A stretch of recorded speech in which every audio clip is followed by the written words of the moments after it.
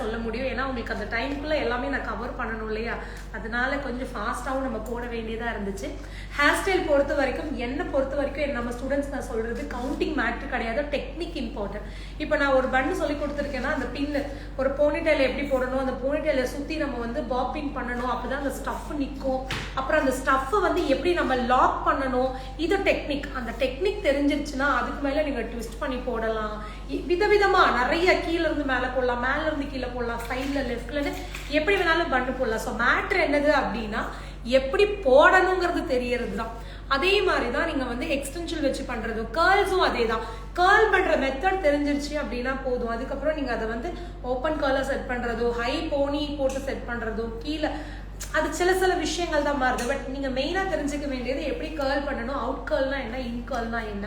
இந்த மாதிரி ஹேர் ஸ்டைலில் வந்து டெக்னிக் தான் ரொம்ப இம்பார்ட்டன்ட். டெக்னிக் தெரியாமல் இப்போ நம்ம பிளேஸ்மெண்ட் பற்றி படித்தோம், டிகிரி பற்றி நான் சொல்லியிருந்தேன், எப்படி பேக்ஹோம் பண்ணணும், எந்த இடத்துல பிளேஸ்மெண்ட் பண்ணணும், அது தெரியாமல் நம்ம வந்து எந்த ஹேர் ஸ்டைல் போட்டாலும் கரெக்டாக வராது. ஸோ பொறுமையாக டீச் பண்ணீங்க மேம், தேங்க்யூடா. மாஸ்டர் கிளாஸ் 2021 என்னது புரியல எனக்கு. ஓகே, ஸோ அதனால நீங்க அதெல்லாம் வந்து அப்ளை பண்ணி பாருங்க. எல்லாருமே இதுல இப்போ மேக்கப் ஆர்டிஸ்டா இருக்கீங்கன்னா ஹேர் ஸ்டைல் போட்டுட்டு இருப்பீங்க, ஆல்ரெடி நீங்க பண்ணிட்டு தான் இருப்பீங்க. பட் எங்க தப்பு நடக்குது, நிறைய பேர் கேட்டிருந்தீங்க, இங்க வந்து உள்ள போகுது. காரணம் வந்து இங்க இருந்தே சுத்திக்கிட்டே வர்றதுதான். நான் ரெண்டா எடுத்து பண்ணேன் பாத்தீங்களா, ஃபர்ஸ்ட் ஒரு ஃபினிஷ் கொடுத்துட்டு மீதி இருக்கிறத முடி அதுக்கு மேல வச்சுட்டு அப்படியே ட்விஸ்ட் பண்ணி பின்னாடி கொண்டு வந்தேன். சுத்தக்கூடாது, சுத்துனா இந்த இடம் உள்ள போயிடும். அப்புறம் கண்ணாடிக்கு முன்னாடி உட்கார வச்சு ஃப்ரண்ட் செட் பண்ணணும். எப்பவுமே ஃப்ரண்ட் ஹேர் ஸ்டைல் இவங்களுக்கு தான் இது போடணும், இவங்களுக்கு இது போடக்கூடாதுன்னே கிடையாது. நீங்க வந்து எந்த ஹேர் ஸ்டைல் வேணாலும் யாருக்கு வேணாலும் ஃப்ரண்ட்ல போடலாம்.